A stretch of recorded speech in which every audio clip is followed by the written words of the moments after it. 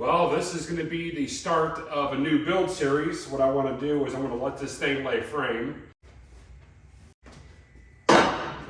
That's right, we're going to bag this thing. And what we're going to do is we're going to run the infamous 3-link on this. I decided to go 3-link instead of 4-link just for simplicity's sake. I ended up grinding the top of the frame clean. It's not done yet. What I still need to do is do the insides, top of the axle mainly, because what I want to do is get a reference line on the frame to the center line on top of the axle. Because what I want to do is remove this axle, weld it to the bottom of the frame, and make sure that that axle doesn't move.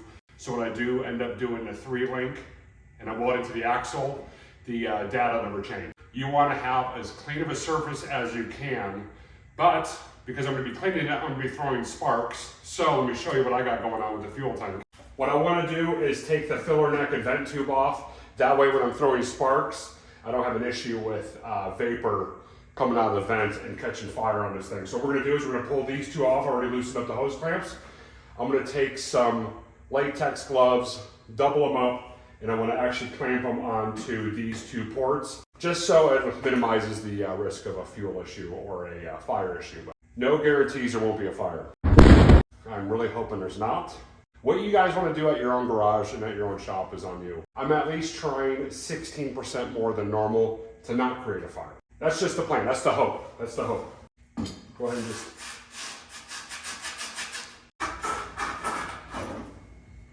Oh, it's double layered. That's nice. There's a lot of fuel in there. It's not the fuel that gets, it's the vapor. These two are off.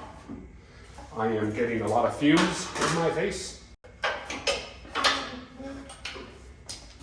Oh, let's go ahead and close these up. All right, so I'm double gloving it. Hopefully this should seal it. It'll be fine.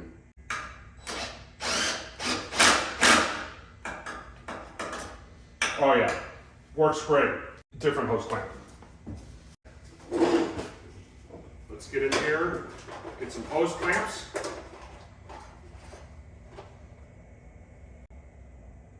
That'll work, that'll work. And I got a small hose clamp for the vents, so that'll work. Easy money, come on. Easy money, come on. You can see the areas I cleaned up in a better view. I just did the tops of the frame rails, that's all. But before we mark where center of the axle is on the frame, we need to get this frame level. Today, all I want to do is get the surface prepped and ready for that. It's getting kind of late out in the garage. So we're going to go ahead and remove the brake line off of the axle here, because I just want to grind off the very top of the axle with a flapper disc on both sides and start kind of making references of where I need to put things. So today, just cleaning. Let's start, guys. Let's do it. So how it's going to work is after I'm done cleaning all the surfaces that I can, I'm going to pull this truck out. I'm going to mop the ground underneath it because I want a super clean surface before I start. What I did do is all of the hardware on top of the U-bolts and the leaves, I did loosen already. It took me a while to get that. It was pretty well gummed up. I can't see a dang thing in here. What does what? Okay, we got it. Just bend that tab up. I just want to move that brake line out of the way just ever so slightly because I don't want to nick the brake lines. One thing I could do is I could take it off this block. My best bet is removing it here just so I can lift and get these brake lines out of. That's what I'll do. That's what I'll do. Let me loosen up the other one. I don't really want to take the axle out. I want to leave it where it's at. Break it loose real fast.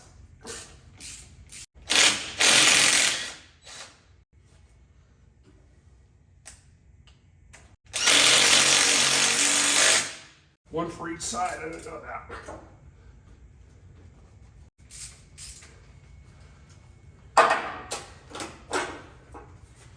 Well, better to be overbuilt, I guess.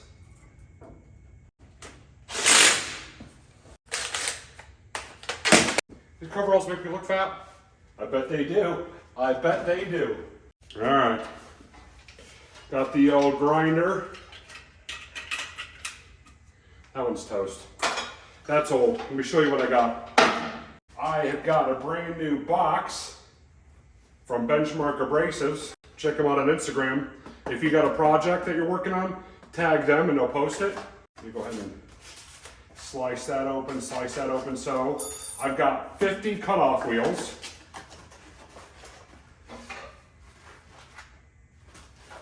Two boxes of 25. And because I thought about it ahead of time, I've got a pack of 10, 2 packs of 5, there's another pack right there, of flapper discs. Because for once, I actually thought ahead of time. Something doesn't happen. But anyways, guys, I am so excited to get this project started. You have no idea. Got butterfingers today. Is that going that way? No? This way? There we go. Okay. Tech tip for people who don't know. I've seen people search for hours.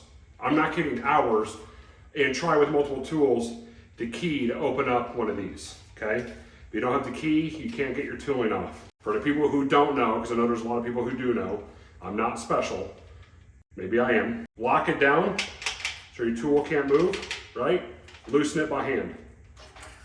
Breaks that off. You don't need that key if you don't know where it's at. Lock it back down. You locked it in place. Tighten it. Ready? Okay. Gotta make sure it's plugged in now. Or you look like this guy. All right, take my hat off. Okay. As you see, it works. Okay, first thing is first, let's flapper disc and clean up our working area.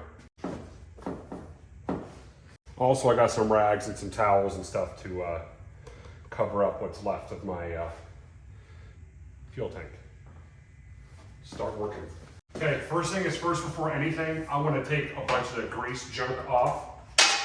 I'm going to use a wire wheel because I don't want to gum up my flapper disc with a bunch of axle grease. So we're just going to knock off just the big chunks with this.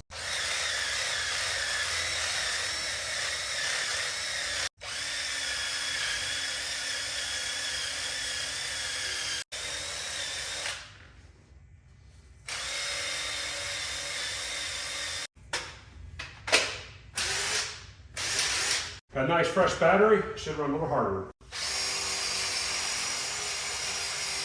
Oh yeah. Actually, I don't think I even need a flapper disc kit. I got an axle number, I don't know what it means, 03552. 03552.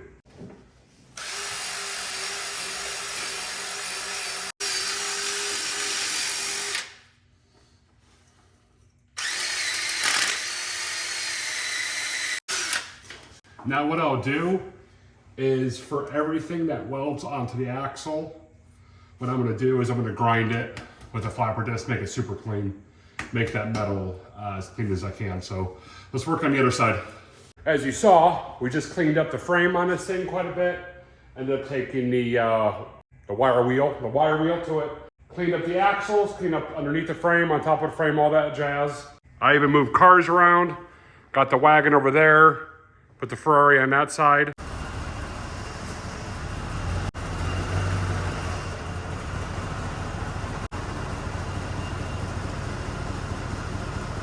I should do an introduction video to that car. I really have never truly introduced it and how I became the owner of it, but maybe one day we'll do that. But right now, it's looking pretty clean over here. The next thing is we need to get this frame level because I need to base all my measurements off it. I want the side to side at 0, the front to back at 0. So what we're gonna do is we're gonna take the wheels off, put this truck on jack stands because this is where it's gonna live until it's finished. And if we need to adjust and put shims underneath the frame on top of the jack, we can to make sure this thing's perfectly level. We got one of these, then I got my laser level, not a laser level, but my digital level we'll put here. We'll even do it on the sides, and this is the main concern. I want this all at 0 in every which direction. get to work. This part's actually really crucial. Take your time, don't rush it. Make this thing as straight and as true and perfect as you can. If it takes you a couple hours, do it, but do it right. So here's what I did. This is what I found out. As you can see, I've got the front end jacked up in the air. The jack is not under it, but I do have jack stands under it. Jack stands are on the frame on both sides. Check out this part though. Now I got my digital level and I'm 0.3 degrees here, 0.2 degrees there on that side. On this side, 0.4, 0.3, 0.2. Actually just switched to 0.1. So we're less than a degree off on this. We're like 0.2 of a degree off, and that is fantastic. But I still need to do the back. I gotta loosen up all these lugs, jack up the frame, and rest it, hopefully similar height as this. Lift up the back, drop the back, check our angle this way, and then check our angle this way. Once that is true and perfect, we can begin. So first thing is first, let's loosen up these things. Some of these already cracked loose off camera.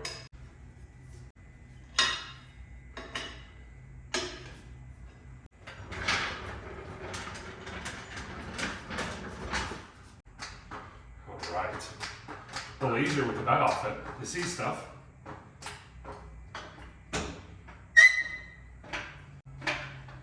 Nice. Nice.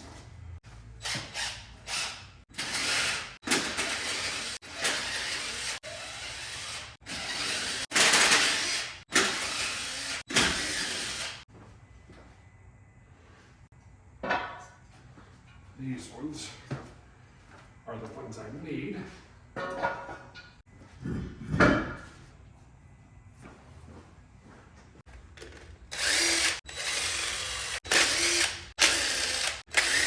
What we're going to do after this, put the digital level on the frame and lower it down.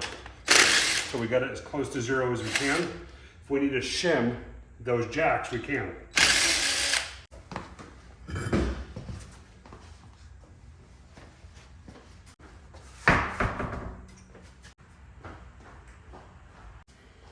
Just because I'm curious, let's see where it's sitting right now. About a 1/2 degree up. So it's about a 1/2 degree going up. Reason I know that is there is a arrow on there. Going down, going up.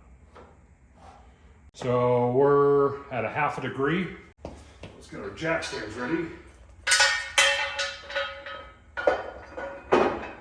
That is super, super close to touching. We're gonna do the same thing on the other side.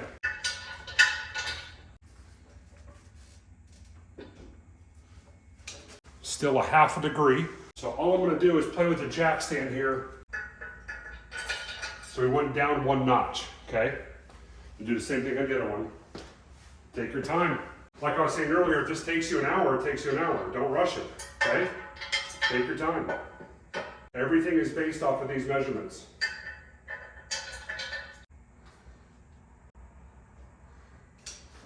It's at 0.3 degree, 0 degree.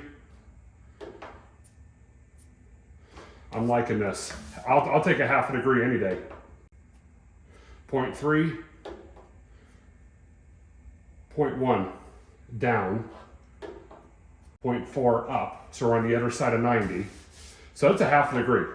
Let's take this big level, reference it off that. 1/10 of a degree. Guys, I'm liking that. Let's check the other side.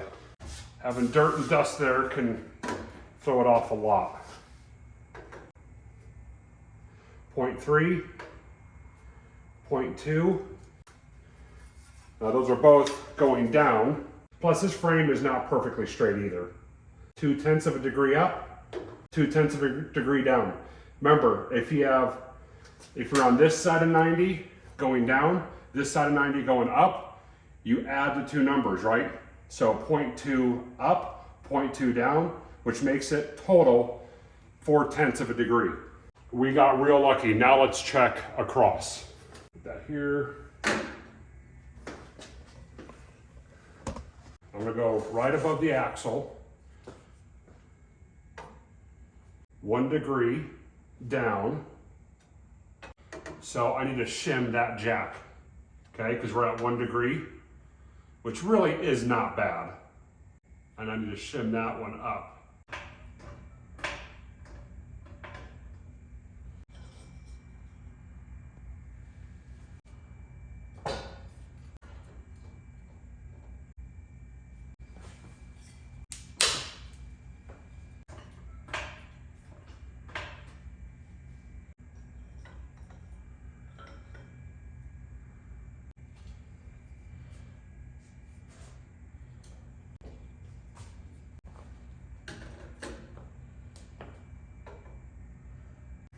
Okay, after messing with this thing for about an hour, yes, an hour, I've gotten this to 1/2 degree down to 0 there. You can't see it, but it says 0.2. 0.1, what I had to do is shim the driver's side jack up there. I shimmed the driver's side rear back here, about 1/2 inch, and that got me to 0.1 of a degree. So 1/10 of a degree, and that bubble is dead center on that level. I like it. Now, just for the sake of it, I'm gonna take a tape measure and I'm gonna measure the height difference. One thing I noticed is it does say level on there, but check this out. You can kind of see there's a gap here, no gap here, which means this is bumped up a little bit. It's like a 1/2 inch off, and I can't have that. I need to have this as straight as possible. That side is perfectly level on the frame. This one is not.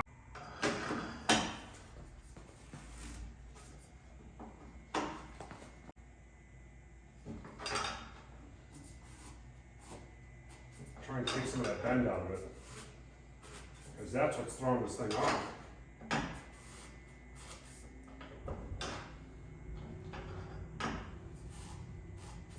See what that did.